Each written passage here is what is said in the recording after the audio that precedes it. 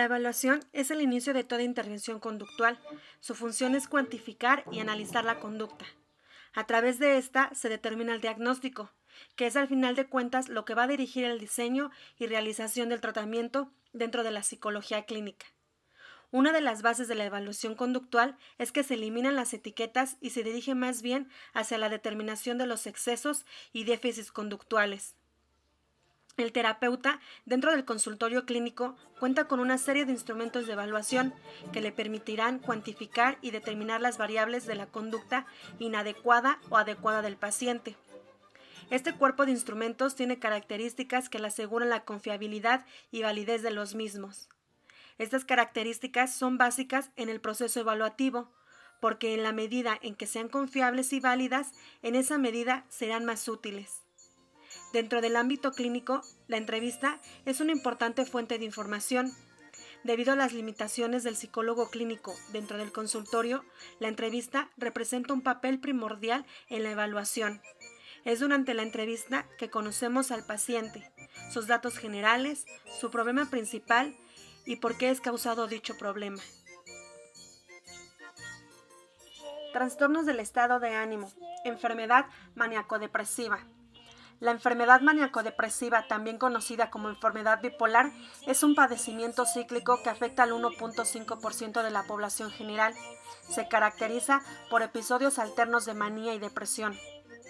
Algunos de los principales problemas para establecer el diagnóstico de la enfermedad son la dificultad para reconocer los síntomas y signos que se presentan en los primeros episodios. Se acude a consultar entre 5 a 10 años después de iniciada la enfermedad. Previo a establecer el diagnóstico correcto, se han consultado a 3 o más profesionistas de la salud.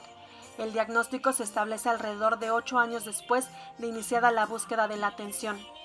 La enfermedad maníaco-depresiva tiende a persistir durante toda la vida y, al igual que la diabetes y la hipertensión, su curso natural puede complicarse. Otras complicaciones de la cronicidad del padecimiento son la presencia de abuso de sustancias múltiples, las rupturas biográficas, donde destaca la interrupción en el desarrollo académico, las disfunciones laborales y las disrupciones en la familia. Diagnóstico. Como en la mayoría de las enfermedades de psiquiatría y de la conducta, el diagnóstico se basa exclusivamente en la fenomenología, por lo tanto, la herramienta por excelencia para que el clínico pueda efectuar un diagnóstico adecuado. Los datos clínicos descriptivos en los que se apoya el diagnóstico de la enfermedad son datos transversales y datos longitudinales. Los primeros se refieren al patrón de signos y síntomas del síndrome que ocurren en un momento determinado, por ejemplo, en el momento de consultar, lo que permite identificar el tipo o subtipo de episodio bipolar. Los datos clínicos longitudinales se refieren al curso de los síntomas y signos a través del tiempo, por ejemplo, la frecuencia, la alternancia, la recurrencia de un episodio en particular y son especialmente relevantes para poder establecer el diagnóstico. Los errores más comunes al establecer el diagnóstico ocurren cuando se focaliza exclusivamente en lo que le ocurre al paciente en el momento de consultar y se omite indagar acerca de los cambios que el paciente ha presentado en el afecto y la conducta a lo largo de un periodo de vida. Un tratamiento integral apropiado puede disminuir la morbilidad del padecimiento y considera como objetivos primarios impactar la frecuencia, la gravedad y las consecuencias psicosociales de los episodios y establecer el rendimiento psicológico y mejoramiento en el funcionamiento social del paciente. Para efectuar el diagnóstico existen algunos instrumentos dentro de la clinimetría. Una de ellas es la escala Screening de síntomas maníacos. Esta escala mide los cambios en los síntomas maníacos tras la medicación. La escala del estado maníaco, MS, evalúa la frecuencia y la gravedad del síntoma. La escala MA1P sirve para identificar síntomas maníacos en pacientes psiquiátricos. Y la escala de manía de Bechdel-Rafelsen evalúa la gravedad de los síntomas. Síndromes de la enfermedad. La hipomanía puede ocurrir como parte de la enfermedad maníaco-depresiva. Se caracteriza por humor irritable, exaltado, expansivo o elevado.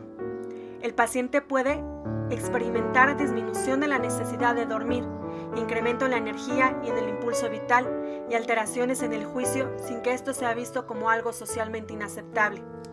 El episodio de hipomanía aparece y termina de manera repentina. Suele ser recurrente e independiente de razones externas. La duración del mismo es de 1 a 4 días. Las personas que padecen de episodios de hipomanía suelen no reconocerlos como patológicos.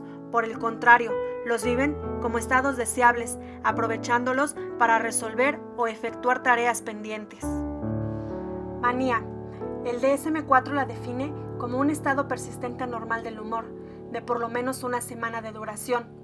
El humor es irritable, elevado o expansivo, con 3 o más de los siguientes síntomas: autoestima grandiosa o inflada, disminución de la necesidad de dormir, verborrea, vuelo de ideas o experiencia subjetiva de aumento en la velocidad de los pensamientos, distractibilidad a estímulos menores del ambiente, incremento de las actividades dirigidas a una meta y agitación psicomotriz. Se actúa sin considerar las consecuencias de los actos y puede presentarse indiscreciones laborales, económicas, sexuales o de otra índole. Depresión. Un episodio depresivo es el primer episodio de la enfermedad maníaco-depresiva en más del 50% de los pacientes, especialmente en niños y adolescentes cuando la enfermedad ha iniciado a temprana edad. Los episodios depresivos predominan sobre los síntomas de manía e hipomanía. Algunas de las características o síntomas de la depresión son: pérdida importante de peso sin hacer un régimen alimenticio, insomnio o hipersomnia, agitación o enlentecimientos psicomotores, fatiga o pérdida de energía casi cada día, sentimientos de inutilidad o de culpa excesivos o inapropiados, disminución de la capacidad para pensar o concentrarse, pensamientos recurrentes de muerte, ideación suicida recurrente sin un plan específico. Generalmente el paciente con depresión bipolar es menos consciente de su enfermedad, se queja menos de la depresión y de la disforia. En estas personas hay un mayor riesgo de no ser tratadas y de presentarse ideación o acto suicida. La evaluación conductual ha sido desarrollada a partir de los principios teóricos que la sustentan. Como podemos ver, puede emplearse en diferentes ámbitos. A través de esta se determina el diagnóstico, el cual permite intervenir de manera adecuada al psicólogo en pro del paciente. Las diferentes pruebas que existen en la gran variedad de contextos facilitan al psicólogo clínico el diagnóstico de manera veraz y confiable.